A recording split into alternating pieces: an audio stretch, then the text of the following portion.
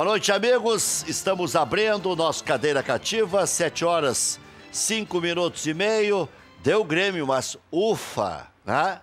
Que sufoco passou o Grêmio, especialmente no primeiro tempo do tempo regulamentar. Na prorrogação, aliás, hoje nós fizemos uma cobertura especial na Rádio Grenal e lá pelas tantas eu disse, quando terminou o jogo, eu disse, um alento para a torcida do Grêmio.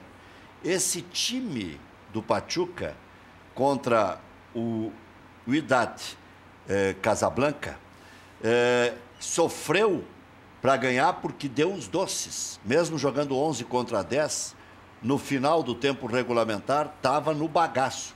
E fez um gol no início da prorrogação, que foi o suficiente para ganhar. Mas mostrou cansaço naquela partida. Eu assisti, porque era o adversário do Grêmio, então vi que tinha jogadores que tinham um toque refinado, mas não jogou nada o Pachuca naquele dia. Nada. Então hoje o Pachuca surpreendeu positivamente. Eu não vou dizer que o Grêmio surpreendeu negativamente, porque atingiu o seu objetivo, né? Não tomou o gol, tem um grande goleiro. O Jeromel hoje fez uma partida perfeita, o Bruno Cortes fez uma partida perfeita, o Everton entra e entra bem, e o Renato hoje teve a ousadia que faltou para o técnico do Pachuca, ou ele sabia que os jogadores estavam cansados e era inevitável que o Grêmio fosse para cima. Aí quando ele mete um zagueiro e tira um atacante, o Renato mete um atacante e tira um zagueiro. Então, tira um marcador, né? Tirou o Michel. Então o Grêmio mostrou ali quem estava afim de ganhar. Na verdade, antes do jogo, se previa que a vitória pudesse até ser magra, mas não sofrida. E foi sofrida a vitória do Grêmio. O Renato foi lúcido na coletiva e não é que mandou recado para o Real Madrid ou para o grande público. O Renato disse, nós estaremos mais descansados, continuaremos focados e já ambientados, inclusive, com o fuso horário e tudo mais. E eu falava com o Paulo Porto, que não é por nada que conhece futebol e tem feito bons trabalhos nos times. Paulo Porto me dizia, o Grêmio relaxou depois da conquista. E nós acompanhamos a cobertura. Foi uma comemoração intensa, tanto na Argentina quanto em Porto Alegre. E tinha que ser. E aí, depois de 2 dias de comemoração, tem um dia para descansar. Mais um dia para relaxar, o outro para viajar. Se perde 5 dias. E não é exagero. E tem mais o fuso horário e mais o descanso lá na chegada, das 6. Aí sobra o quê de trabalho? 1 dia e meio de trabalho, um repouso médio até, né? Porque repousou um pouco aqui, um pouco lá, mas médio, porque o fuso horário faz com que tu não descanse direito. Só se tomar boleta para dormir. Porque o boleiro acorda, se nós acordamos, os jogadores também acordam. E aí dorme na hora errada, acorda na hora errada e o jogo é às 9 da noite de lá, às 3 da tarde daqui. Quer dizer, o cara lá já almoçou, já fez 2, 3 refeições aqui, o cara recém estaria saindo do almoço. Então muda o metabolismo, muda tudo. Não serve de desculpa, até porque não precisa de desculpa, né? O Grêmio passou, esse era o objetivo. O Grêmio tinha que passar. E agora nós sabemos o tamanho da falta que faz o Arthur. Não só por ele ser Arthur, porque não tinha nenhum substituto do Ramo. Tanto é que o Michel, que é volante, teve que virar articulador, não virou. O Jailson, que chegou a ser articulador contra o Lanús, jogou lá na frente, na marcação alta que o Grêmio fez, jogou uma partida de exceção até, ficou meio perdidão, não sabia se ficava na primeira, na segunda função, se ajudava na articulação, se defendia, porque vinha aquele Honda tocando a bola com perfeição, e eles fazendo triangulações que evoluíam, as do Grêmio não evoluíam. E eu estava falando para o professor Roberto Titz, que o Grêmio perdia sempre a segunda bola, né? Assustadoramente, os rebotes eram dos caras e tinha um segundo bloco chegando depois para pegar. Olha, foi um jogo complicado. Não sei o que vocês acham. Eu queria fazer só essa introdução para quem não acompanhou. A tua introdução foi perfeita. Porque muita gente estava trabalhando, né? Boa noite. Estava só no radinho. Porto, boa noite, Rec, boa noite, colegas. Acho que o Renato hoje foi muito bem. Eu tenho dito, e as nossas gravações aqui não mentem, né, Rec? O Grêmio não tem um atacante e, na minha opinião, o Fernandinho carimbou a titularidade também nesse Mundial por conta do gol da Libertadores, porque, na média, Fernandinho e o Barrios não estão ajudando muito. Mas acho que a grande dificuldade do Grêmio hoje, sem dúvida, foi tudo isso que falou. Não dá para esquecer essa questão da adaptação. Acho que amanhã, depois do jogo do Real Madrid, as equipes vão estar no mesmo nível, porque o Grêmio vai ter até então retomar, vai ter 48 horas, vai ganhar um dia. Eu acho que aí começa a equilibrar, porque o fuso, hoje eles começam a dormir já no fuso correto. Acho que Grêmio, por conta de jogar antes do Real Madrid, eu discordo um pouco, eu ouvi no caminho para cá, da questão do desgaste. O Grêmio vai jogar só no sábado, tem tempo de recuperar sim. O problema é recuperar a essência do jogo. Porque, num primeiro momento, Michel e Jailson não conseguiram fazer o que o Arthur faz. O Luan, em muitos momentos, ou teve que voltar até antes do meio de campo para articular, ou o Kahneman tinha que fazer ligação direta, e isso não é característica do Grêmio. Quando o Renato mexeu a primeira vez, e olha que o Jael não fez tecnicamente grandes coisas, mas mudou a cara, a briga, o Grêmio fez marcação alta, não precisou da articulação. E quando ele trouxe o Ramiro para o lugar do Arthur e rearticulou o time, aí o Grêmio ficou com uma cara parecida daquele Grêmio que a gente está acostumado a ver. O Ramiro já jogou muitas vezes naquela função. Ele não pode virar, é número 5, como uma vez queriam inventar quando saiu o Wallace. Mas na função ali ele sabe jogar. Era dele no começo, né, Paulo Porto? Sem dúvida. Boa noite. Boa noite, muito bom estar aqui com os amigos. Quero saber se o pessoal lá em Taquari vê.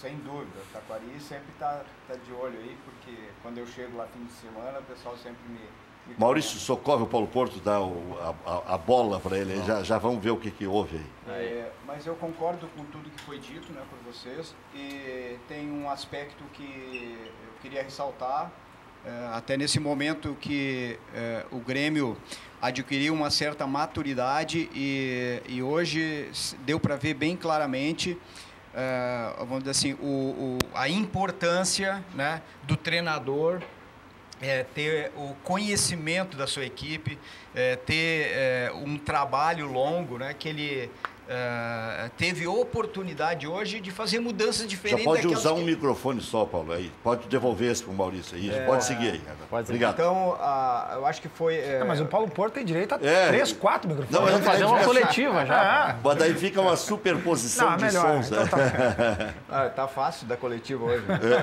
Bom, mas então acho que eu achei assim muito importante isso aí. O Renato hoje... Ele fez uma mudança, né, que não até já tinha feito talvez, mas para reordenar o time, ele conseguiu reordenar o time, fazendo essa situação de puxar o Ramiro um pouquinho para trás, que conseguiu jogar um futebol mais parecido com o do Arthur e colocar o Fernandinho no lado dele, né, e o Everton no lugar dele, né. Claro que o centroavante, o Jael, já foi uma troca mais, eu acho, vamos dizer assim... quase motivacional, né? Motivacional. Pra brigar ali na frente. O cara que ia entrar, que tá precisando, né, provar e tá com... Não fez gol ainda, né? Mas ele entrou bem, né? Ele entrou bem e com isso ele mudou o jogo, né, no segundo tempo. Mudou o jogo, a maneira de jogar do Grêmio e aí sim, para mim, no segundo tempo, tomou conta do jogo e até se tivesse um pouquinho mais de tranquilidade nos contra-ataques, teria feito mais. Sabe que o Grêmio, ele alterna, né? O Grêmio tem dias de rei, tem dias de jogar um futebol, né?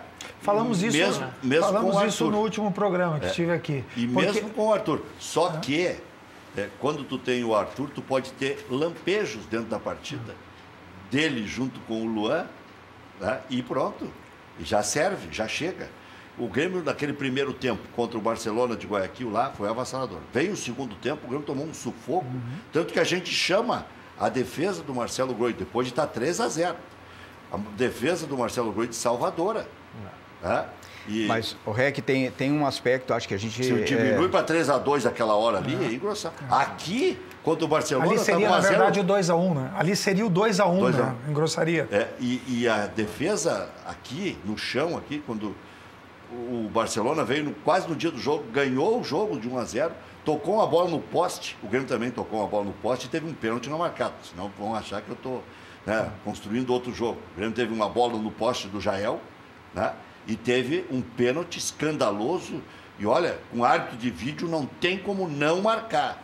Senão vão dizer, pô, quer produzir um resultado agora? Não. Mas estou dizendo que também sofreu sufoco. Desculpe, Paulo. Não, é que a gente é muito exigente.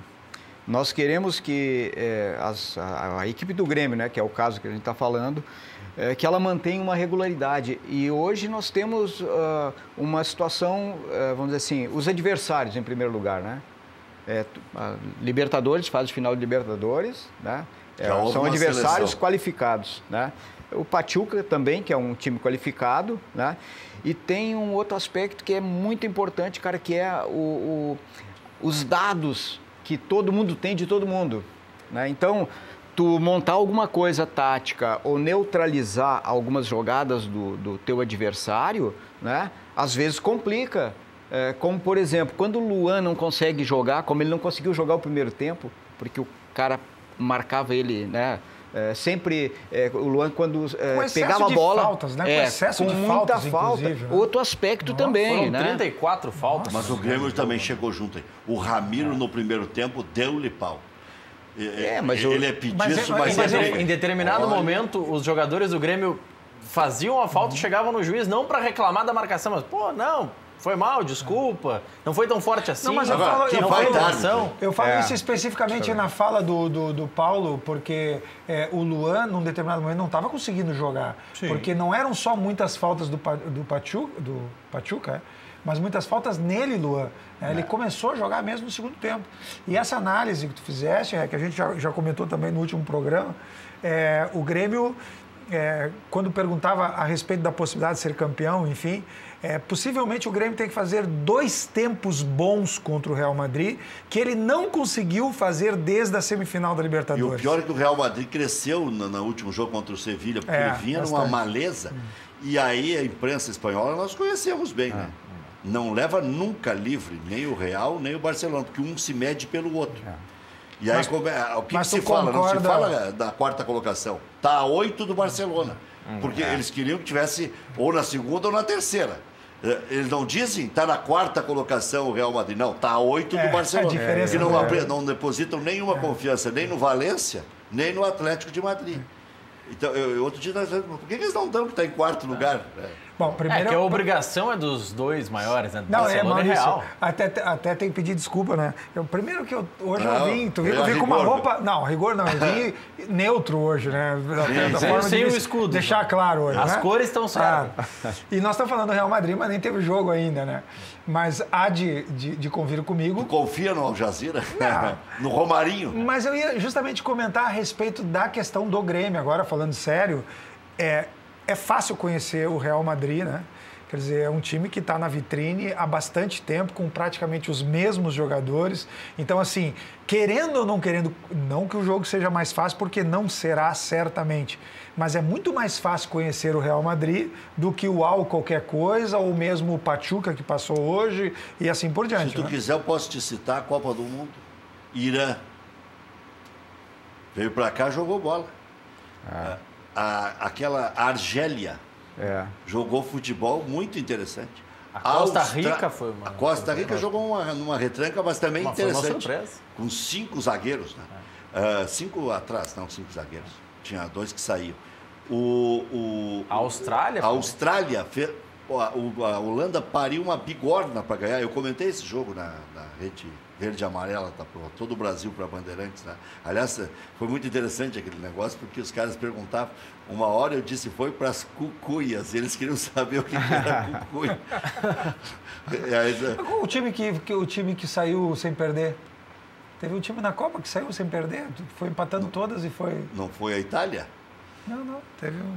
Aliás, a Itália... Suíça, Ô, Maurício, tu Suíça que é o homem mesmo. das estatísticas aí, dá uma olhada aí, que teve um time aqui. Mas aqui, ó, a Itália... A Suíça na Copa anterior, exatamente. A Suíça na Copa anterior, exatamente. Mas a Itália contra a Inglaterra, que baita jogo lá na Amazônia, né, no começo da Copa, e a Itália faz 2 Copas do Mundo que sobrava da primeira fase, agora sobrou da Copa. Sobrou da Copa. Então o futebol, hoje, não tem esse negócio, não é o problema de não ter mais ninguém bobo, todo mundo se estuda. Agora tem até drone para olhar o adversário.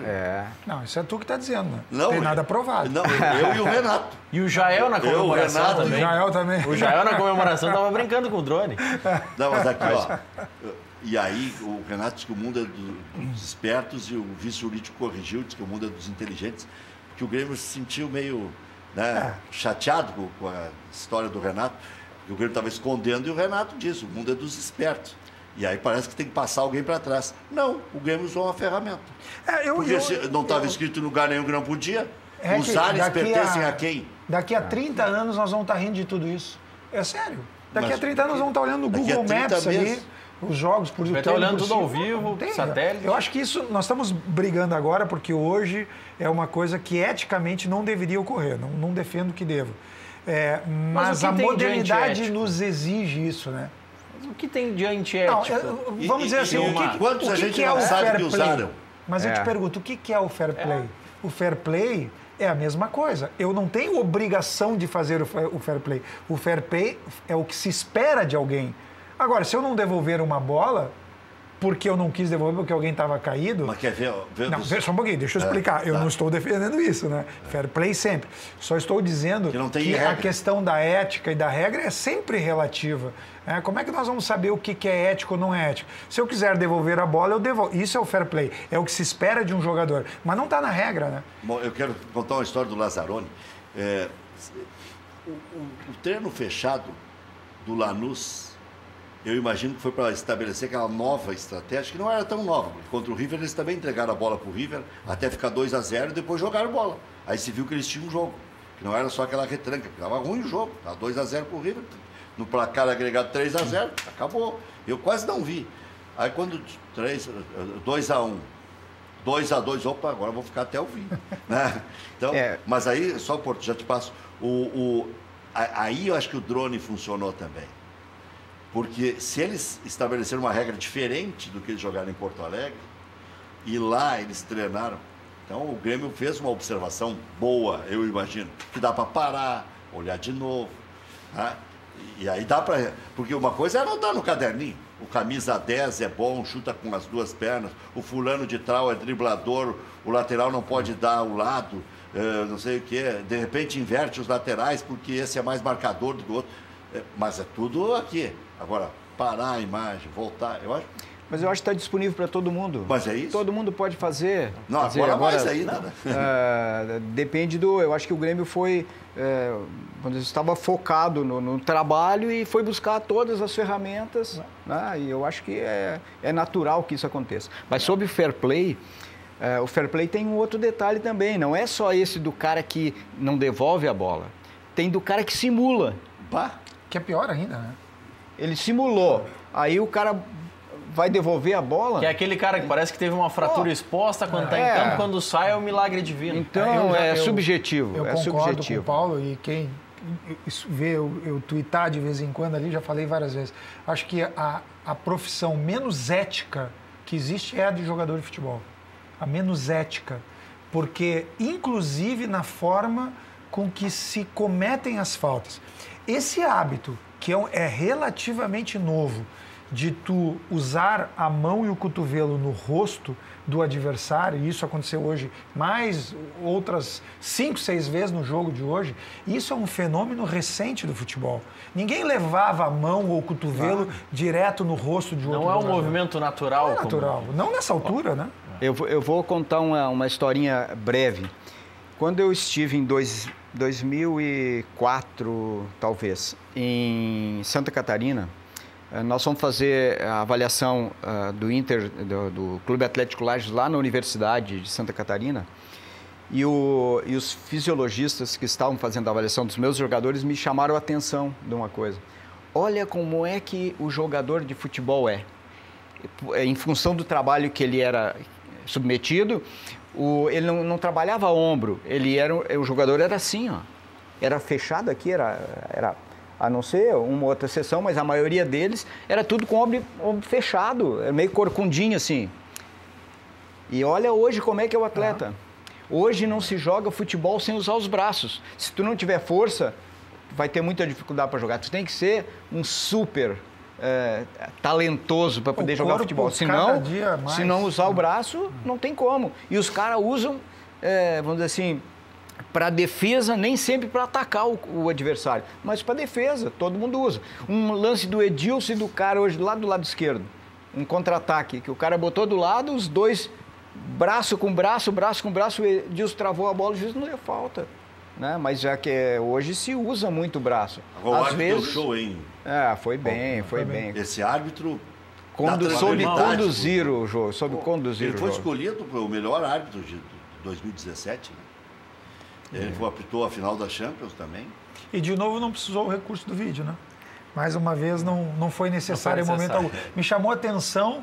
E não teve lance para vídeo. Não, mas houve um lance encoberto pela câmera de transmissão no ataque do Pachuca, que os dois atacantes levantaram o braço, dando a entender que bateu na mão do Kahneman, eu acho, que era o jogador que estava envolvido ali.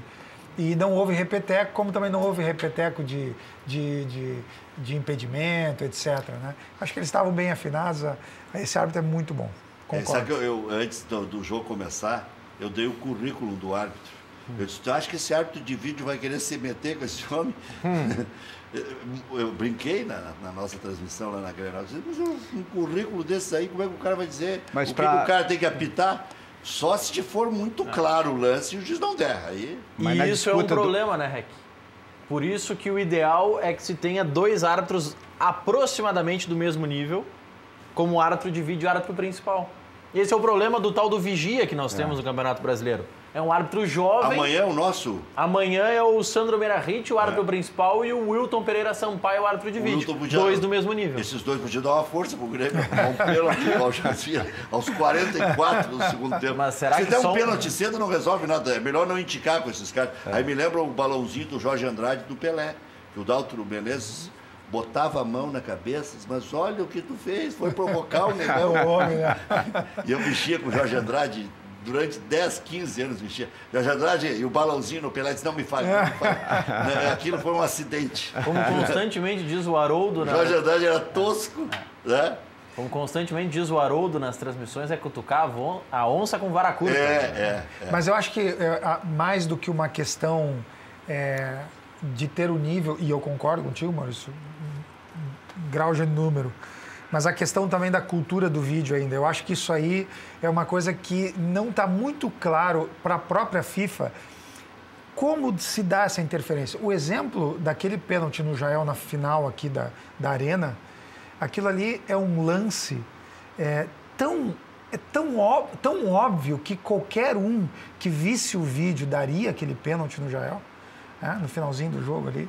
Que eu acho que os próprios árbitros ficaram pensando assim, precisa repetir, o jogo está terminou o jogo, volta atrás, volta... Quer dizer, eu acho que não está muito claro isso, não está muito claro isso. Eu acho que a FIFA vai ter que reorganizar como é que funciona isso. Que o vídeo tem a sua função já está claro, mas como ele vai interferir e interceder no jogo não está muito claro. Eu acho que aí o principal problema na questão do árbitro de vídeo é o como passar ao público por que a decisão foi diferente do que se viu no estádio, ou do que o juiz marcou no estádio para o que o juiz do vídeo marca. No vôlei é fácil, no tênis é fácil, até porque são questões muito objetivas. As transmissões da FIFA, então, no caso o Mundial de Clubes, talvez tenha uma facilidade porque é a própria entidade que comanda a transmissão, então é ela que detém as imagens, ela que gera para o mundo inteiro. Mas a FIFA, algo que no Brasileirão seria difícil, porque não é a CBF que gera, não é a CBF TV. Mas a FIFA Globo, esconde as coisas, a vida inteira a FIFA escondeu as coisas. A FIFA é dona do produto, ela esconde. No voleibol, usando o teu exemplo, o técnico não quer saber a opinião da Confederação Internacional de Vôlei, não. O técnico simplesmente é o seguinte, eu quero saber o que aconteceu. Acabou. Como o Jael, em teoria, teria dito só um pouquinho, eu tenho direito a ver o que aconteceu comigo. e obrigaria o árbitro, independente da opinião dele, da FIFA ou do vídeo, dizer o seguinte, bom, se tu tá pedindo para olhar, então nós vamos parar o jogo e eu vou ver o lance. E se tá o vigia, e o vigia é graduado atrás da goleira, naquele lance do Jael, e ele diz pro árbitro, foi pênalti. E aí? Aí é o seguinte, aí tu não tem o vídeo. Aí aumenta a dúvida do juiz. Mas tem outro aspecto, mas tem outro aspecto ali. E aí, só para não perder o gancho desse, Paulo, o Arnaldo César Coelho, da Rede Globo, enfim, citou a informação, e por isso que ela tem todo o crédito, que os técnicos da Conmebol que operavam o árbitro de vídeo foram ao caminhão de transmissão da TV Globo perguntar em qual câmera que eles viram o pênalti, porque não estavam todas conectadas para o árbitro. O árbitro de vídeo não tinha acesso a todas as imagens. Eu acho que pode ser. Não, pode ser história isso. Mas daqui a pouco viram a reação das rádios. Mas daqui a pouco vai ser até mais... O Romildo querendo dar no cara. Mas tem um outro aspecto. Chamou o cara de ladrão. Olha que... Mas, Rec, a gente tem que pensar o seguinte, a estrutura... Vamos pegar um jogo de futebol normal. Uma emissora de TV, seja Globo, Fox, Esporte Interativo, transmite com 12, 14 câmeras. Digamos que o sistema do árbitro de vídeo é adaptado para ter 18 câmeras, para já ter uma margem. Uma final de Libertadores é transmitida com 32, 40. Por isso que eu estou dizendo que é teatro. Sim, mas por qualquer ângulo que mostrasse, podia haver pênalti. Não, tem alguns ângulos que não eram tão claros no pênalti do Jael. O ângulo que fica claro é aquele atrás do gol. Tem que assassinar o cara, é isso? Então? Não, mas tem ângulo que te dava dúvida. O ângulo na diagonal podia não te dar a convicção que aquele ângulo deu. Só que ter um equipamento que tem a capacidade para 50 câmeras, sendo que em 90% dos jogos tu vai usar 12, é difícil. Paulo Porto. Mas deixa eu te perguntar uma coisa agora. Vou colocar mais um aspecto. Como estava colocado o árbitro naquele lance? Ele era o melhor colocado. Ele era melhor que as câmeras, ele estava de frente no jogo. Ele chegou a pegar o apito. E o árbitro de vídeo, por que o árbitro de vídeo não acionou ele? Só dizer porque ele estava próximo ao lance, cara. Esse é outro aspecto. Né? Eu acho que ele deu uma força pro árbitro. O cara do vídeo olhou assim, nossa, se ele não deu esse pênalti, não é pra ninguém dar esse pênalti. Se ele não deu, eu vou dar. Exatamente. Se ele não... Tá aqui, tá vendo de frente, tá vendo tudo o que aconteceu. Agora tem um lance do Pinga, em 92, que o Zé Aparecido não conseguiu embarcar no ônibus. Deu um azar, esse coitado. Era árbitro paulista, foi embarcar delegação do Fluminense. O comandante tirou ele. Olha... Só não vai conseguir viajar, os caras queriam dar nele. E que foi o lance do Pinga do Inter campeão em 92. Outro dia o Pinga esteve aqui e nós estávamos olhando, dependendo do ângulo que a gente olha aquele lance, pênalti escandaloso. Mas aí vai entrevistar o Pinga depois do jogo, ele diz, me joguei. Aí, pô, nesse ponto eu até concordo hoje com o Maurício. O Pinga dá explicação. Eu concordo com o Maurício. Tu olha um lance de frente com um jogador pegando de frente para frente, aparentemente sempre toca. Se tu pega um ângulo lateral do mesmo lance, eles nem sempre tocam. Esses ponteirinhos é complicado. Agora, quer ver, nesses estádios, nessas arenas modernas, com essas torcidas revoltadas por qualquer coisa, se for um jogo polêmico e tu não pedir árbitro de vídeo numa goleira e pedir noutra e decidir um título ou uma vaga para Libertadores ou um clássico acirrado, eu não sei o que pode acontecer. Porque nós não estamos preparados para a lisura ou para o contraditório do que tu pensas. Não, me ferrou lá, ferre eles aqui. Aí volta todo o esquema de ética. Então, o árbitro de vídeo tem que ser bom também. Aí eu concordo com o Maurício. O árbitro de vídeo, ele tem que ser tão bom quanto o árbitro lá de baixo. Porque se ele... O jogo do River. Se o árbitro de vídeo não interfere, dá River com sobras. Pô, para aí. E hoje com e se ele interfere motion, num lance polêmico e dá o pênalti em favor do River, dava River de novo. E hoje com slow motion, tudo é pênalti. Tudo é falta, né? Impressionante. Tu olha o lance ali, depois tu tá fazendo aqui, ó. Nossa, é um teatro. E quando eu falava da questão ética, o jogador de futebol, ele entra em campo para enganar o juiz. Ele não tá ali para ser parceiro Esse fato que aconteceu com o zagueiro do São Paulo, que virou notícia mundial, o Rodrigo Caio, é tão absurdamente fora do padrão que virou notícia mundial. Porque ninguém faz o que ele fez. Bom, olha que coisa bonita, gente. Ninguém faz aqui no Brasil, né? Exatamente. Na Europa tem vários casos. Acontece muitas vezes, né? Por isso que eu acho, Rec... Mas também tem caso de gol de mão na Europa, tem os dois lados. Né? A França indo para a Copa. Se erra em tudo que é lugar. Mas é por isso, Rec, que eu acho, concordando um pouco com a tua introdução, que não deveriam ser árbitros de campo a analisar vídeo. Eu acho que deveriam ser pessoas especialistas em vídeo que se especializariam nisso para tomar decisões junto com a árbitro. Por isso que a CBF sabiamente adiou. Não dá para fazer a meia boca, um negócio que... E esse ano o Corinthians estava tão na frente e tal, que por celeuma que desse, o Corinthians ia ser campeão. Então esse ano iam só arrumar sarna para se coçar. Daqui a pouco rebaixa um time aí, que ia acontecer. Eles gostam de uma atrapalhada. Iam rebaixar um time no vídeo. Eu acho que tem alguns aspectos, né, que vão crescer as dúvidas, as polêmicas vão aumentar com o árbitro de vídeo. Eu acho que árbitro de vídeo para situações bem matemáticas. A bola entrou, não entrou, esse tipo de coisa. Mas aí o entrou, não entrou, poderia ser o tal do chip, que se instalou, por exemplo, no Beira-Rio, nas arenas da Copa e não se usa para nada. Pois é, então, agora isso aí, cara, vai ficar essa história do cara... Aí eu sou interessado, como tu falou, eu não posso pedir vídeo, eu vou levar cartão. Se eu pedir, leva cartão. Quer dizer, e aí? Agora, não tem coisa mais justa com o técnico do que dar autonomia em 2 ou 3 lances para o técnico, porque ele quase infarta na beira do campo. Porque ele está ali, ele não pode se mexer, tem uma mala que já encosta do lado dele, ou o próprio árbitro sai lá do outro lado e vem e te xinga, nem sabe o que tu está dizendo, às vezes é o teu jeito. Olha o Rogério Zimmer, só amarrando ele ali, né? Um outro cara que era calmíssimo no dia a dia e que foi para a beira do campo, eu fiquei apavorado, Mauro Geraldo Galvão. Era uma freira, uma freira falando com a gente. Jogando ele não era irritado, jogava limpo, não reclamava da arbitragem. Na beira do campo, treinando o Náutico e o Vasco, meu Deus do céu. É que tu entra numa roda viva, né?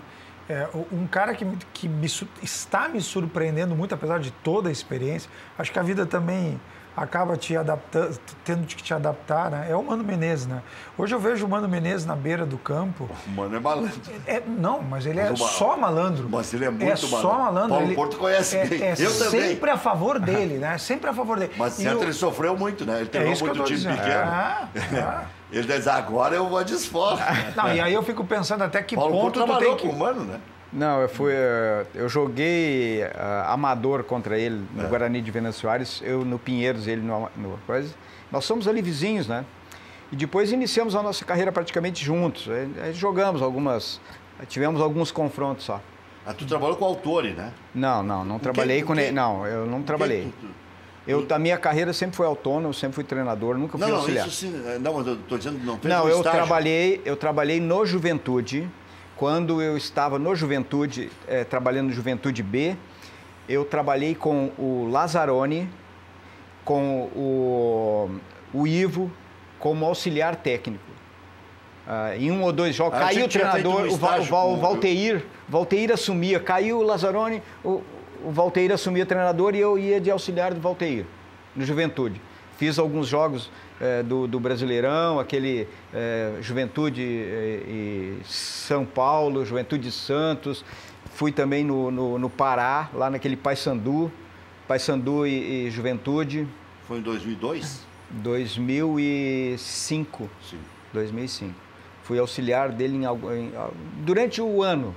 Surgiu um problema, eu voltei Eu tinha na minha cabeça que tu tinha trabalhado com o Mano, fazendo aquela semana, 2 que os caras fazem de observação. Não fiz. Eu trabalhei com o Lazzaroni, na verdade, fiz o jogo lá no Pará. E que tal o Lazzaroni? Cara, o Lazzaroni é um cara... gente finíssima. Não sei. Só que o Lazzaroni, na época em que eu estava ali, eu cheguei no Juventude, e eu comecei a trabalhar com o Táticas, né? Já com o programa, né, de computador para fazer a preleção. E o Lazzaroni não trabalhava com isso, entendeu? Então eu e o Valteir ajudamos ele vamos dizer, inovar, né? Ele fosse muito estudioso, né? Ele é um cara preparado, né? Ele é professor. Meteu um 3-5-2 numa Copa do Mundo. Ele é professor e tal, mas ele não usava que era uma coisa que estava surgindo, né? uma ferramenta que a gente usou alguns jogos com ele e depois ele fazia a preleção dele, fazia uma mesa redonda, pegava os jogadores, botava tudo ao redor da mesa ali, ele sentava lá na ponta e o quadro lá no lado dele, isso aqui e tal, aquela história. E aí a gente ajudou ele, nós, né, mostramos para ele e ele gostou da ideia de projetar, né? Então foi essa a minha história assim como auxiliar. Eu estava dizendo dos treinos secretos, né? Agora com instrumentos mais modernos já se descobre mais facilmente. Antigamente tinha gente que usava até helicóptero e tal para espionar. Mas na Copa de 90 nós íamos para marquises não, para sacadas das tiazinhas que moravam ali na frente do hotel. Em sacada da tiazinha? Umas tiazinhas que estavam tomando chá lá e café, e a gente batia e elas deixavam a gente entrar, elas gostavam daquele fuzuê. E ali em Haste, não tinha um campo, a gente treinava, ele era bola parada, chute a gol e tal. Pô, mas toda a Copa nós vamos ficar olhando o Lazzaroni fazer campo, treino fechado para olhar a mesma coisa? Eu não. Mas a gente ficava ali, não tinha nada de especial. E assim como não fazia muito treino tático e tal. Ele usava mais para surpreender o adversário, quem estava no primeiro pau, quem estava no segundo pau, quem é que ia marcar o fulano e tal. Mas não era nada assim que o adversário também pelo não menos soubesse. Organização. Com as tiazinhas tinha uma bratiola, alguma coisa, então saía alguma coisa. tomava um chá pelo menos com ela? Chá, estranho, chá. Um café, então, um expresso italiano. Então. Nos servia uma aguinha ali. E de noite nós íamos tomar champanhe por conta lá o campo de treinamento era aqui e a champanhe era do lado lá. Que é uma região tradicionalíssima de champanhe. E aí champanhe não, né? Mas a gente ficava esperando o fim do treino para poder tomar uns goró lá. Estava vendo aqui, Rec, algumas matérias e declarações de jogadores e o Jael foi um dos que, passando pela zona mista, estava muito emocionado e várias vezes ele repetiu em entrevistas. Há 1 ano eu estava sendo rebaixado para a Série C com o Joinville. Hoje sou finalista do Mundial de Clubes. Que é bom, como é bom ter amigos, né? Interessante. Tem até uma música. Mas o futebol gera isso, né? Futebol permite tudo. Mas sabe o que o proporciona, estilo do Jael até pode servir para ser o terceiro centroavante de um time, porque ele é barato. E o Rafael Moura não seria nem contestado se ele custasse 100 por mês. Ele era contestado porque ele custava 400. Porque virava em Mexilha e quebrava o galho do Internacional, meteu o Internacional na Copa Libertadores em 2015, com um gol lá contra o Figueirense. Aos 41 do segundo tempo, ele é raçudo. É que, Rec, se a gente fizer uma análise do Roger no Grêmio, por exemplo, o Roger implantou um sistema de jogo, né, com muita movimentação e tal. E quando o Renato chegou, o Renato insistiu para que viesse um 9, né? E hoje, eu que gosto de jogar sempre com um jogador referência e tal, não um jogador que fique sentado lá dentro da área, né? Um cara que movimente, mas que esteja ali, que tenha presença de área. Que signifique medo no adversário. Isso, que segure os caras lá dentro, que empurre os caras lá para dentro. O modelo eu acho que muito, antes de dizer que o Jael seria, vamos dizer assim, foi trazido pelo Renato, pela característica dele. Claro, veio o Bobô antes, que era igual. Mesma coisa. E o Barrios, né? Então ele conseguiu um acréscimo no time do Grêmio com as contratações desse jogador. Dos teus times, né? Sem dúvida. Jogador que faz o gol, cara. Não adianta ser bom e não fazer gol. E é grande esse Ale Menezes. Um dia ele veio aqui no programa. E acho que em 2018, Barrios, Jael é exatamente o segundo e o terceiro. O Grêmio tem que pensar nisso. Não, segundo Barrios não dá. Barrios é caro para ser segundo. É caro para ser primeiro.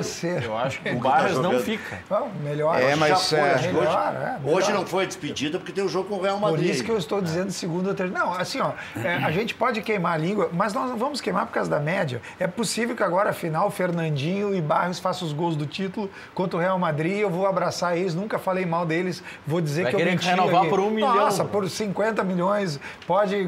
Vou até voltar a me associar ao Grêmio. Mas, de fato, pela média deles hoje, o Grêmio conseguiu...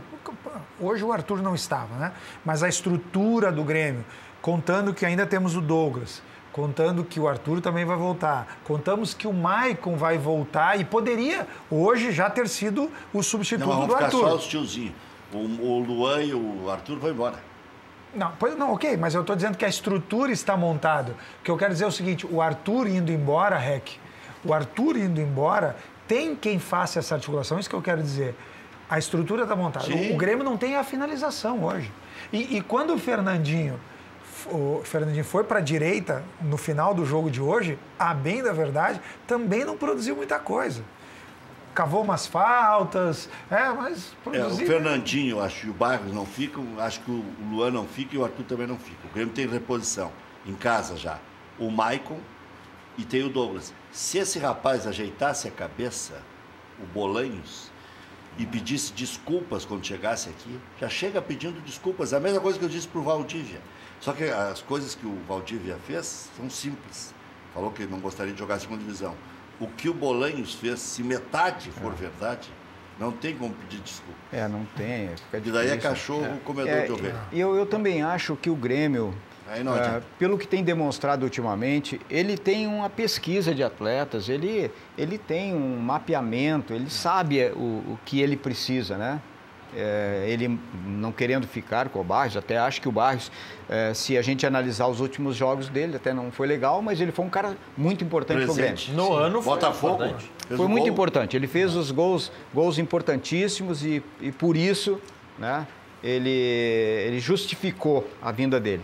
Jonathan Alves. Agora tem que achar um cara que venha e que faça, de repente, mais do que os gols que o Barros fez. O Jonathan Alves. O mesmo ou menos, né, de preferência. Ei, Paulo, o Jonathan Alves, do Barcelona de Guayaquil. O que esse cara jogou aqui em Porto Alegre? Cara, aí eu vi por que eles lamentaram a ausência dele lá. Eu tenho alguns preconceitos. Como, por exemplo, os jogadores aqui da América, da parte defensiva, sempre se dão bem aqui. E os atacantes, nem sempre. Tivemos muitos jogadores atacantes que vieram e não conseguiram. Agora, os zagueiros, volantes ali para trás, até meio e tal, foi bem. Agora, atacante... Vamos ser de bonde de zagueiro. Tem um cara que eu não... Não, mas e quantos zagueiros bons a gente teve aqui? Os melhores foram estrangeiros. Teve um cara que eu não morria de amor. Gamarra, pô. O próprio Rivarola. Rivarola também. Quebrou bem o galho. Um cara que eu não morro... O cara é bom, o cara está muito bem. Um cara que eu não morro de amores nessa tua linha, embora agora vocês terminaram falando de zagueiros, mas na questão do atacante, nesse sistema do Grêmio, com Arthur e Luan, não estou entrando no mérito para o ano que vem, se vão ficar ou não, acredito que não vão ficar também, é o Barcos, né? A forma do Barcos jogar saindo da área, tabelando, é um jogador hoje mais interessante do que o Barrios. O Barcos na maneira de jogar, que não foi tão bem na maneira que jogava o Grêmio quando ele estava aqui. E agora não é mais tão caro. Hoje ele seria perfeitamente adaptável a esse sistema do Grêmio. Agora o Grêmio vislumbrou, quando trouxe o Barcos, um salvador da pátria. Porque o presidente Fábio Koff, que ajeitou o Grêmio no contrato com a OAS, com a Grêmio, com o acerto feito com a empreiteira e tal, o presidente acertou porque tinha que ter fluxo de caixa, o Grêmio tinha que ter alguma coisa. Não podia simplesmente entregar 42 milhões para botar os sócios. Passou a entregar 18, parece. Então, tudo certo. Mas o presidente quis ganhar meio que na marra. E aí achou que o Barcos era o salvador da pátria. Pelo preço que o Grêmio pagou, uma exorbitância, né? E nós vimos que ele não é salvador da pátria. Aí, quando teve aquele trio, Luan, mesmo com a mão quebrada, Dudu e ele, o Grêmio foi bem na Libertadores. O Grêmio perdeu injustamente o São Lourenço aqui, dando bola no poste e tudo mais, e decidiu nos pênaltis por fora. Mas o Grêmio não fez fiasco naquela Libertadores. Foi o melhor time brasileiro na primeira fase. Né? Era o time que estava jogando bola. E o próprio Anderson, para se defender, disse: há bem poucos dias diziam que o Grêmio era o time que mais jogava bola entre os brasileiros. Agora, porque estamos fora, não serve mais para nada. Eu me lembro de uma entrevista do Anderson. E eu fui um dos que disse: o Grêmio é o que está jogando mais bola. E estava jogando. O Barcos saía da área, trabalhava bem com o Dudu, puxava o Luan. E o Luan cresceu com ele, porque era um gurizinho, né? Sem dúvida. E aí, quando ele quebrou a mão, fez uma falta danada, ele jogava com medo. Senão, tira a confiança, né, do jogador. Ele demorou um pouco mais para estourar o Grêmio por causa disso. O Jonathan Alves, que você citou há pouco, 29 anos. 29 anos, Já estou por dentro, Segundo informações do Diário Lance, informações de outubro da época que o Santos demonstrou interesse no atleta. Ele ganharia por ano, segundo esta informação do Diário Lance, $500 mil, dá R$2 milhões ano. Barato. Já corrigindo com um pouco de... É mais barato que o Roger, esse do Inter. Isso vai custar, o Roger do Inter vai custar 5 milhões por ano. O salário, o valor de mercado segundo o Transfer Market, que é um portal especializado em transferências de jogadores, é de aproximadamente €2 milhões. Roberto Melo tem que pegar um avião agora, ir para Guayaquil, contratar esse rapaz e acerta uma rescisão com o Damião. Já que o Roger não dá mais, porque foi contratado agora, não precisa ficar com o Damião. A Doyen tá louca para arrumar um troco. Mas o Damião fica até junho, né?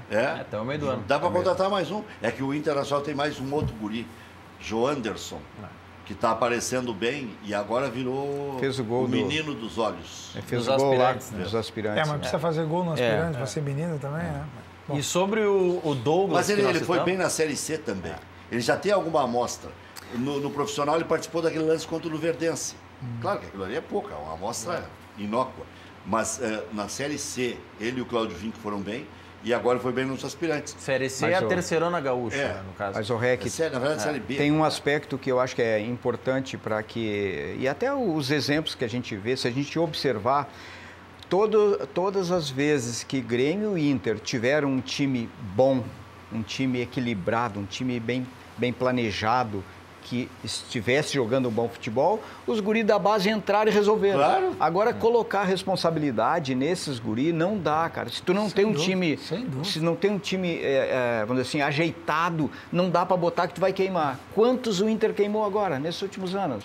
Aliás, voltando a falar em decisão mundial, o Grêmio, campeão do mundo, colocou os meninos quando os cascudos que vieram no ano anterior começaram a ir embora e os que realmente mereciam ficar como esqueleto de time permaneceram, né? Tu tinha o De Leon, tu tinha o Mazzaropi lá atrás, tu tinha o... tinha o Paulo Roberto, de jovem. Paulo Roberto, o lateral esquerdo, o China, o Renato. Tinha o que o seu Hernandes chamava... Não, já tinha ido. O Odair foi campeão brasileiro.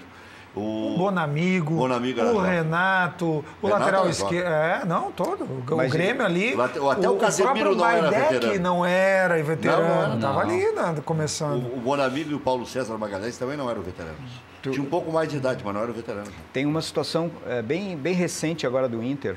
A última vez que o Inter acho que teve um time relativamente bom foi com o Abel. E o Inter, o Abel até foi muito criticado porque ele não dava oportunidade para os jovens. No final do ano, quando não tinha outra alternativa... Era jovem demais. Aí ele começou a botar demais, aí queimou os caras. Quer dizer, então, são situações bem claras. Taiberson, Leandro, Ferrarez, e depois se viu que eles também não eram tão bons, porque eles já giraram o mundo, né? Não está vingando em lugar nenhum. Quem vingou foi o Lucas Lima e tal, mas esse aí já tinha saído antes. Foi no começo de 2014 que o Abel queria segurar o Lucas Lima. E o Inter disse, não, nós precisamos fazer dinheiro. É uma prova bem clara disso aí, ver o que o Inter ganha na base e o que o Grêmio ganha na base. E o que o Grêmio aproveita da base e o que o Inter está aproveitando da base. A contradição aí é violenta. A contradição aí é violenta. O Inter ganha tudo na base. Ganha tudo na base, mas não coloca jogador. Por quê? Porque não tem um time para projetar esses jogadores, para dar confiança para eles, para dar ritmo para eles e tal. Mas é uma questão cultural. Nesse ponto, quando se fala do Barcelona, nem sempre essa questão de entender a história das canteiras, enfim, a característica da formação do Barcelona, o Barcelona faz aquilo e traz jogadores de lá. Então tu pode investir, nós falávamos isso no último programa, um time que investe muito em categorias de base, mas que lá em cima não dá oportunidade, entre outras coisas, está botando dinheiro fora. Então, assim, tu ter uma boa categoria de base, tu buscar pessoas jovens, caso do Luan, caso do Everton, que venham já com uma certa formação, mas entrem no clube com essa perspectiva, sabendo que depois ainda vão ter chance no time profissional, tu faz dinheiro das duas maneiras, formando o jogador no Olímpico, Marcelo Groi, Ramiro não veio do Juventude, mas enfim, tem o Arthur, né? Formar e também trazer jogadores que venham. Agora, tu fazer uma categoria de base, que lá em cima tu não vai dar oportunidade para esses jogadores, tá botando dinheiro fora. Agora, tem que cuidar uma coisa também, né, Paulo Porto? Não estou falando que exista mexe declarado e tal, mas os funcionários do clube não pode ser muito amiguinho de empresário. Os empresários estão atacando o sub-12. Cada vez menos. Os pais já ficam meio empolvorosa quando vem um empresário se aproximando do guri, alguma coisa, né? Não pode um empresário querer comprar um guri com uma chuteira nova, ou com um tênis da Nike, um tênis da Adidas, né? Isso aí é chinelagem. Então, o que os clubes têm que fazer? Tem que limpar a área. Mas aquele lá um dia foi isso no clube, aquele cara lá é nosso colaborador, aquele cara lá é nosso facilitador. Não existe isso. Faz negócio, ok, declarado como tal. Negócio, não negociata. Mas o treinador tem que aceitar isso, né? E aí o Paulo, desculpa. Não, e aí bota cascudo a treinar não adianta. Base. Bota o Paulo Porto, bota o Zimmermann, bota o Abel. Bota todos os cascudos, não esses jogadores ou preparadores físicos. E não estou dizendo que esse jogador não possa ser. Se tiver talento e mostrar que tem, o André Luiz, por exemplo, pode dirigir um time. Já está tanto tempo de auxiliar. O Guto, que foi trabalhando na base, o Lisca, né? Caras que já têm embasamento, até casa com base.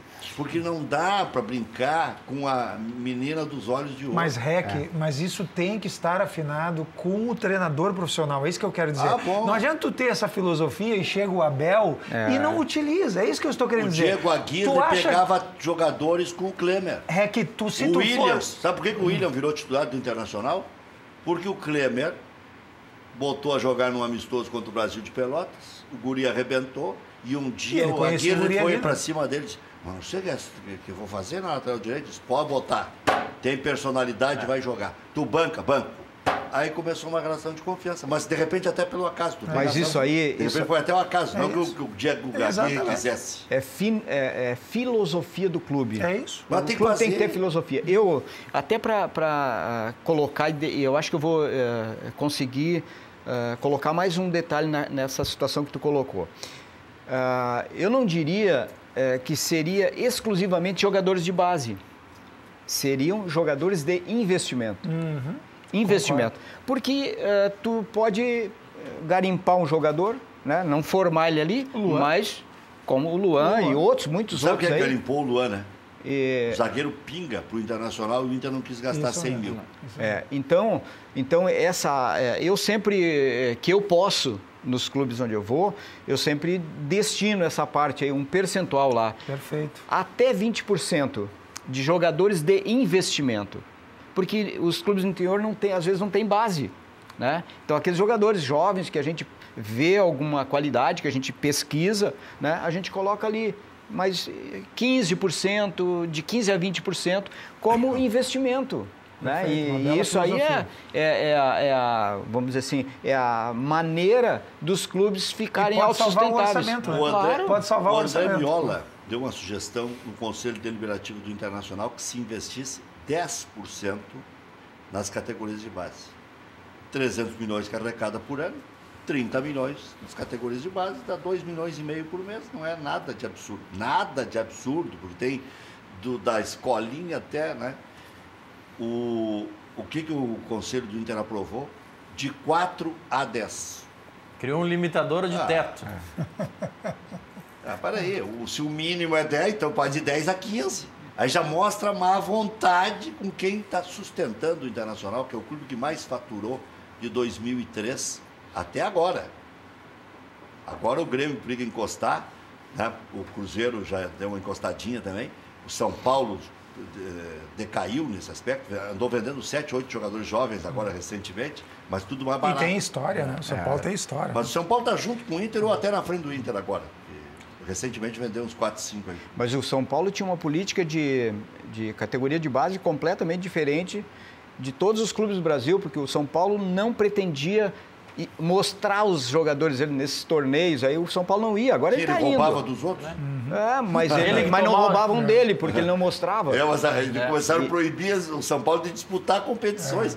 De tão lá, porque eles eram... O Alessandro Teles, que é meu auxiliar, me colocava a par disso. O São Paulo ele preparava jogadores para diversos mercados. Ele não preparava, não tinha lá, esse aqui nós vamos preparar, é mais para o mercado europeu, mais asiático, entendeu? Eles tinham essa diferença lá. Agora, tinha essa maneira de trabalhar. Por falar em preparo, vou pegar a deixa do Paulo Porto. Preparo mesmo é com a Frigibold. Aqui, ó, é só ela, não precisa fazer mais nada. Ela é a dona da... É ideal, né? Não tem. Essa é a campeã mundial. Essa é a campeã mundial. Rec, e outra coisa, eu tenho essa panela lá. Eu estava preocupado hoje, quando vocês chegaram, vamos conversar um pouco sobre o jogo do Grêmio, mas que tinha gente que estava querendo criar um Patchola Day, como teve uma Zembe. Eu não quero criar aqui nenhuma polêmica nesse momento, mas hoje a cozinha, a janta é tranquila, não tem nenhuma fritada de nada. Sabe que isso aí pode ter ido até para a cabeça dos jogadores. O medo de que aconteça um desastre, que em 10 anos aconteceu com 3 clubes, porque tem uma Zembe Day, tem o Casablanca Day lá, que derrubou o Atlético. E tem o japonês Day lá, que derrubou o Nacional. Ou foi o Kashima.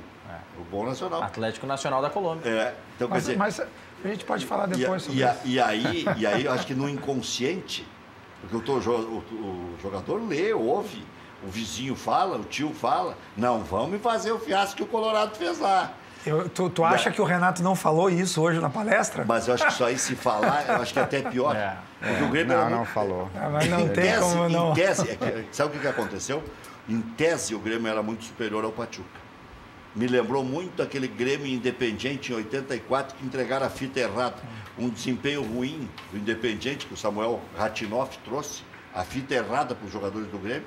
E todos diziam na concentração, vai ser uma barbada, vamos ser bicampeão da Libertadores e tal. E tomaram um rodeão. Eu estava no estádio nesse dia, foi o maior chocolate que eu vi ao vivo como torcedor do Grêmio. Naquele dia o Grêmio não viu a cor da bola. Tanto que contratou depois o centro médio deles lá, Sabella e Companhia Limitada, aquele meio campo deles lá, o Grêmio não viu a cor da bola. Eu estava no estádio. E o Pachuca agora que jogou contra o Idade Casablanca não jogou nada. Não jogou nada. E morreu, mas estava na gravata, já babando na gravata. E hoje não. Agora, antes da prorrogação eu disse, o handicap é favorável ao Grêmio, porque o Grêmio corre até o fim. Esses caras não vão correr. Mas dá para fazer então uma comida mexicana aí hoje? Não sei, quem manda é o Luiz aqui. Dá para fazer o que quiser aí, né? É vendido no mundo inteiro. Aquela lá, maior ou essa aqui? Essa é a caçarola 28. Nós temos agora as novidades, que são a caçarola 28 e a caçarola 24, panelas da Alemanha. E nós temos as panelas médias e a panela grande. Todas têm a mesma qualidade? Nós temos em torno de 8 a 10 tamanhos diferentes de panela, Rec. E o nosso telespectador aqui do teu programa do Cadeira Cativa tem um diferencial. Nós entregamos amanhã mesmo para você. Hoje nós recebemos ligações, pessoas comprando do Rio de Janeiro, da Bahia, Rondônia, Brasília, do Brasil inteiro.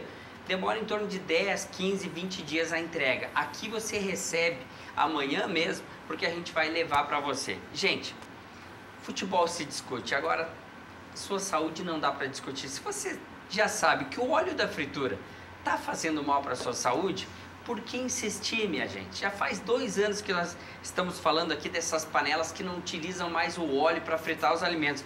Ah, mas eu não quero essa panela porque vai alterar o sabor do meu alimento. Não vai de jeito nenhum, você vai continuar temperando a sua comida normal.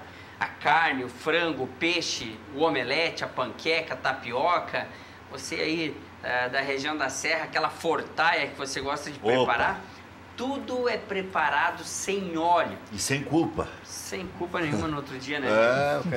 Exagerei. O que deve ter de pessoas nos assistindo agora que frequentam a academia, que fazem as suas caminhadas, que estão acima do peso e estão precisando emagrecer. Gente, está aqui a panela ideal para você. Já imaginou você preparar qualquer tipo de alimento sem colocar mais o óleo? Agora, outra coisa muito importante também, Rec, no nosso dia a dia para essas panelas, você não perde mais tempo lavando, gente. Você vai limpar, preste atenção na imagem que a gente vai mostrar daqui a pouquinho, você vai passar a limpar suas panelas somente com papel toalha. você não precisa mais perder tempo na pia areando panelas. E tem garantia? 2 anos de garantia, Rec. Olha só, 2 anos de garantia. Eu levo e entrego para você amanhã na sua casa. Quer fazer o seu pagamento no boleto bancário? A gente tem condições no boleto bancário. Não, mas eu quero pagar no meu cartão de crédito. A gente tem condições especiais. Essa da pipoca aí, inexplicável. Já imaginou poder fazer uma pipoca para os netinhos, para o seu filho? E não gruda. Não gruda, Rec, não queima no fundo. E olha, se tivesse Mas o que leite grudar, gruda. se tivesse que grudar alguma coisa, o leite grudaria. A gente queima o leite, olha só, torrou. Agora a gente passa um papel toalha.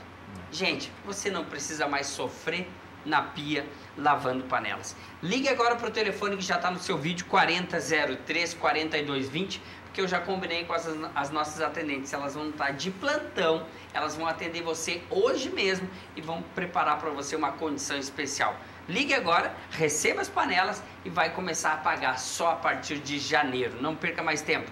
4003-4220. Evite o óleo, só vai fazer bem para a sua saúde. Muito bem. Depois do intervalo, porque agora você vai ficar ligando, 4003-4220, nós vamos mostrar um vídeo da comemoração dos jogadores do Grêmio depois da vitória contra o Pachuca, suada, mas necessária para chegar na final. E, ó, Real Madrid, pode esperar, a tua hora vai chegar. Será que o Cristiano Ronaldo está pensando no Al Jazeera ou no Grêmio nessa hora? Hein? Essa história de pensar passo a passo é a humildade do Grêmio. Quero ver se eles têm essa humildade. Ele está pensando no Kahneman. Deve ser um pesadelo. E tem outra questão. Vai bater naquelas perninhas. E tem outra questão que passa pelo Cristiano Ronaldo. O Marcelo, lateral brasileiro, disse hoje na entrevista coletiva, ele comentou sobre a declaração do Renato, que falou em tom de brincadeira que jogou mais que o Cristiano Ronaldo. Até isso chega lá no vestiário do Real Madrid. Já voltamos.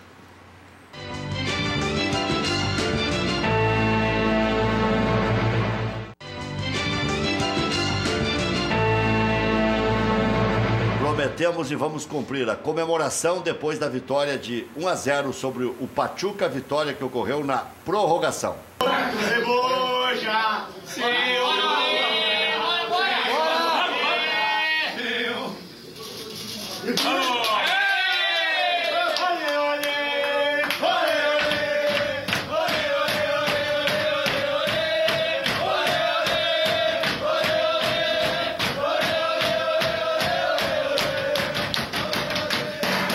Muito bem. Era Ceboja que estavam gritando antes? Eu acho que era para homenagear o Cebolinha. Tem o gol, né?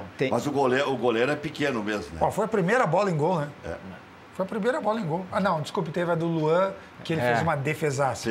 O resto tudo passou a 15 centímetros, meio metro, mas não foi ao gol. Aqui foi ao gol. Com um pouquinho de altura, ele não chegou nem perto. Mas também o Marcelo Groi fez uma grande defesa só, né? Mas eu falo por causa da altura, né?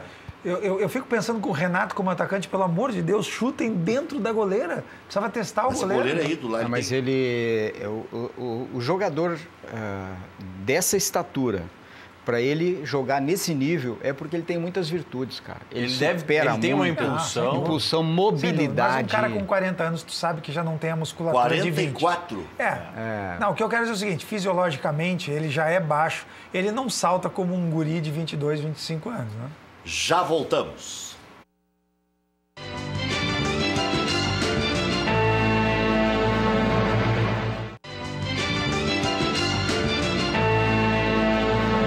Você já conhece o Grupo Cardcar? É uma rede de franqueados que disponibiliza um cartão digital por um custo bem acessível. Seja um franqueado. Ligue 30 19 98 42 ou WhatsApp 996626626. Fale com o Correia. grupocard.com/franquia. Loja Intershop da Rodoviária. Produtos licenciados do seu Clube do Coração. Em frente aos boxes de chegada dos ônibus. Televendas 3225-2378. Empresa gaúcha com mais de 25 anos de atuação na Cidade Baixa. A Central de Imóveis chegou ao bairro Tristeza, principal centro comercial de lazer da região sul da capital. Faça como mais de 15 mil clientes. Encontre a solução ideal para você. Acesse o site e saiba mais. centraldemóveisrs.com.br. A Central de Imóveis administra condomínios como ninguém. Nova Central de Imóveis, Zona Sul. Aluguéis, condomínios, vendas. Venceslau Escobar, 1786. E também no endereço tradicional, na José do Patrocínio, 381-385. A Protegere traz até você uma inovação que une segurança e tecnologia. É a Portaria Virtual, um serviço de monitoramento feito totalmente por câmeras, 24 horas por dia, 7 dias por semana. Este serviço da Protegere traz como ponto alto um sofisticado software que fica totalmente à disposição dos moradores. Fique tranquilo, a nossa tecnologia está com você. Conheça também nossos serviços de alarmes, monitoramentos, portaria e rondas internas. Entre em contato com a Protegere pelo 3365-2755. Não esqueça, pensou segurança, pensou Protegere. A boutique de acessórios para seu celular é Celular Sul. Capas, películas, fones, carregadores para todos os tipos e marcas. Avenida Cavalhada, 2593, Zona Sul de Porto Alegre. Telefone, fácil de guardar, 3095-0101. Porto Alegre agora tem Pampas Prime, é para você babar mesmo vendo o comercial. Um espaço aconchegante que reúne uma criteriosa seleção de carnes nobres para o seu churrasco, certificados e chancelados pelas principais associações de raça do Brasil. A Pampas Prime atende diversos tipos de demandas com vendas em pequenas quantidades até encomendas maiores. A loja, climatizada com 70 metros quadrados de área total, dispõe de estacionamento junto ao posto de combustível 24 horas, antigo posto Figueroa. Abre de segunda a segunda. A casa funciona das 9 da manhã às 9 da noite. Na Casimiro de Abreu, 1212. Preços justos, hein? Bairro Bela Vista, em Porto Alegre. Vá até lá e conheça a Pampas Prime, uma loja de carnes com certificação de origem. Vale a pena, é uma loucura. E tem um cantinho bem preparado lá pelo Carbone que você merece frequentar. A Pé de Apoio possui 20 lojas situadas no Rio Grande do Sul e São Paulo. Só em Caxias tem 3. Trabalhando com as principais marcas de produtos médicos, ortopédicos, hospitalares e bem-estar. Acesse o site pedeapoio.com.br e faça a sua compra online. Desentupidora Pérez. Confiança e qualidade com atendimento 24 horas. Pode contar, é de confiança mesmo. Ligue 3372-8008. Bem, algumas das notícias principais do dia. Resolução da estátua para Renato será votada no Conselho Deliberativo do clube no dia 20 de dezembro. Jael é o jogador mais ovacionado. Atacante entrou e mudou o jogo. Será que alguém vai votar contra a estátua? Acho que não, né? Não tem nem que votar, mas não tem nem que votar, né? Não, é que essa votação... Dá um carteiraço, né? É que essa votação é simbólica porque é necessária uma alteração de um regramento interno do Grêmio que não prevê a construção de uma estátua. Então é uma votação simbólica para permitir a direção construir a estátua do Renato. Hoje, as mudanças que o Renato fez, e aí essas mudanças promoveram alterações no semblante do jogo. Edilson saiu, entrou Léo Moura. Michel saiu, entrou Everton. Barrios saiu, entrou Jael. E o Fernandinho saiu, no finalzinho, entrou o Rafael Thierry para dar tamanho na zaga. Público total, apenas 6.428 torcedores. Se fala que 5.000 eram gremistas. E é possível, né?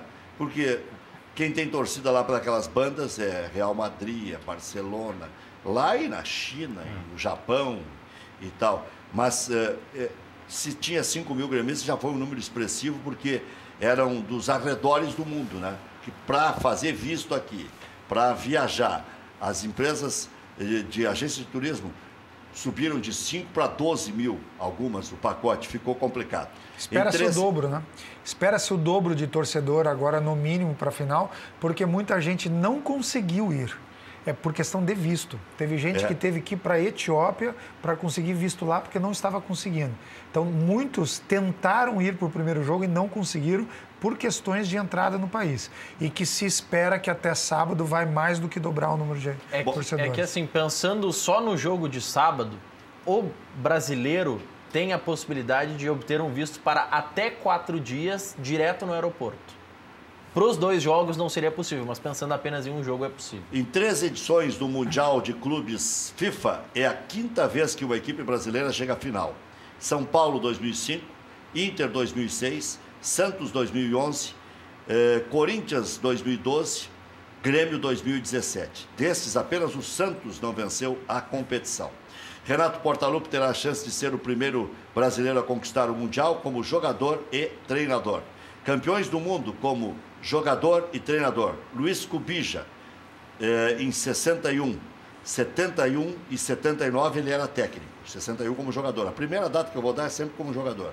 Juan Mujica, 71 como jogador, 80 como treinador. E era um baixinho, gordinho como técnico. Eu nem sabia que tinha sido tão bom goleiro assim. Carlo Ancelotti, 89 e 90 como jogador, 2007 e 2014 como técnico. Zinedine Zidane, 2002 como jogador, 2016 como treinador. Grêmio em mundiais de clubes. 3 jogos, 2 vitórias, 1 empate. 3 gols pró, 1 gol contra. Aproveitamento 77%, o artilheiro Renato Portaluppi ainda com 2 gols. Tá louco para perder essa honraria? Porque aí vai ser muito bom, né? Que se for um gol repetido, já iguala ele. Se o Cebolinha... Ele não vai se importar de dividir com o Everton, né? Grêmio aguarda o vencedor de Real Madrid e Al Jazeera. A partida acontece amanhã às 3 da tarde, hora de Brasília. E a final do Mundial será no sábado, 16 de dezembro, também às 3 da tarde. Já voltamos.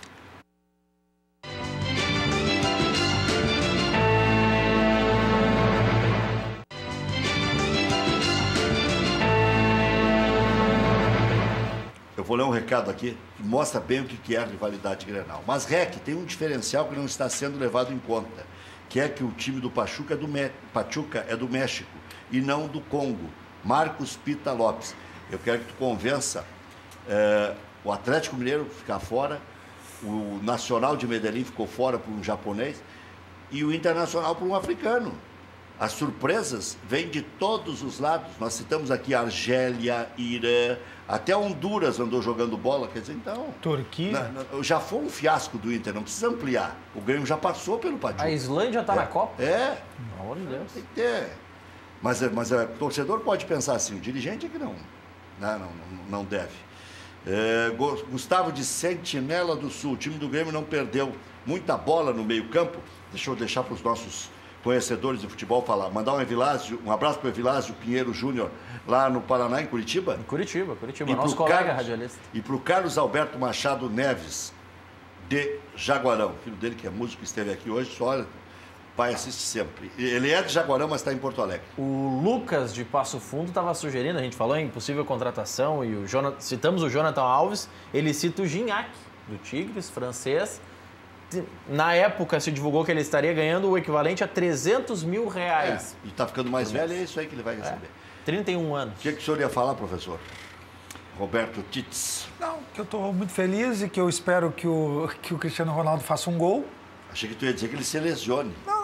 Quero que ele faça um gol porque aí vai carimbar muito melhor o título do Grêmio com 2 ou 3 do Grêmio e vai ficar marcado que o Cristiano Ronaldo fez um também. E não pesa ao título. A observação do Gustavo de Sentinela do Sul, que o Grêmio perdeu muita bola no meio. Não, é porque, pela característica, né, do jogador, o Michel estava há algum tempo sem ritmo de jogo. Para te readquirir, no mínimo 3 jogos inteiros, para te voltar com o mesmo ritmo. Porque senão, o jogador corre e não rende. Por isso que se fala, não, tem que ter o ritmo de jogo. Porque a partir do momento que ele joga 3 partidas, tal, como base, assim, ele consegue, ele rende. O futebol o esforço que ele faz é proporcional àquilo que ele rende. Enquanto isso, não adianta, é uma situação que acontece com todo mundo. Então, é um prejuízo, e o outro prejuízo, né, na verdade, foi que o Jailson, eu acho que mudou um pouquinho a maneira dele jogar, vamos dizer assim, o Grêmio nesse último jogo, agora principalmente o último jogo, o Arthur vinha buscar o jogo, ele começava o jogo, e o Jailson já estava pegando lá em cima. E agora ele não teve por exemplo, esse posicionamento eu não vi ele no jogo hoje, tentando dar aquele bote lá, não estava com toda a confiança para fazer isso. né? Então, e a leitura do Renato, aí é o outro acerto do Renato, de botar o Léo Moura, eu acho que principalmente porque o Edilson na marcação estava bem. Ele precisava de alguém que conseguisse passar a bola. E com o Léo Moura, o Grêmio conseguiu articular alguma coisa, fazer alguma troca de bola ali pelo lado direito. Transformando a frase pro amor, eu acho que a torcida do Grêmio tem um fetiche. Por quem? Pelo Jael, quer fazer. Todo mundo quer que o Jael faça o gol do título. É um fetiche. Boa noite, Rec. Nós vamos ser campeões em cima do Real Madrid com o gol do Jael ou Cruel.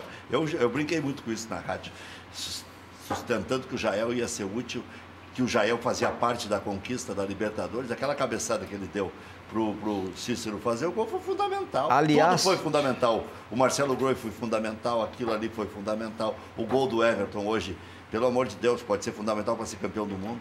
Henrique, eu vou pedir para te olhar o passe do Jael para o Cícero. Aquele passe eu acho que até era pro Jeromel. Mas não diga isso. Olha bem, olha bem. Então é sorte de campeão. Não, tava Olha bom bem, assim. eu não sei, eu fiquei sempre com um negócio assim, pô, parece que ele quis passar a bola pro Jeromel. Olha lá, olha lá. Tá lembrando aqui, ó, boa noite, Rec. Na verdade, a Costa Rica perdeu nos pênaltis para a Holanda e saiu sem perder na Copa do Mundo Então no foi Brasil. a Costa Rica. Costa Rica. Foi a Costa Rica. Mas a Costa Rica todo mundo lamentou. Agora me caiu a ficha. Não, me lembrei da Suíça e também o Paraguai, quando saiu da outra Sim, Copa, sim. também saiu sem ter perdido. Acho que em aquela tempo do normal. Carpegiani, né? Foi a do Carpegiani. Isso com o Gamarra 98. Exatamente. Perdeu para a França na prorrogação e pênalti, sei lá o quê. Mas olha o que tem de recado aqui, é um negócio impressionante. Deixa eu ver. Boa noite, Rec. O Al Jazeera que venha... Ah, essa é boa.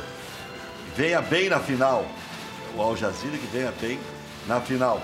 Porque nós vamos com tudo. Dá-lhe Grêmio. Carlos de Canoas. Tá certo. Se pudesse ser o Al Jazeera, melhor. Sem dúvida. Valeu, obrigado, professor. Mais uma Paulo vez, obrigado. Porto vai pro interior de São Paulo ou não vai? Não, por enquanto não apareceu nada, vamos ficar por aí mesmo, esperando alguma coisa. Não, e vai aparecer coisa boa. Deus O chão quiser. desse ano passado foi muito Sábado bom. Sábado agora, E Rec. daqui um grande técnico. Sábado agora, aqui em Canoas, Paradesporto, Paragirgues, confirmando que Canoas é a cidade, voltou a ser a cidade do esporte no Rio Grande do Sul, Lá no La Salle. no La Salle. Até amanhã, 1h da tarde.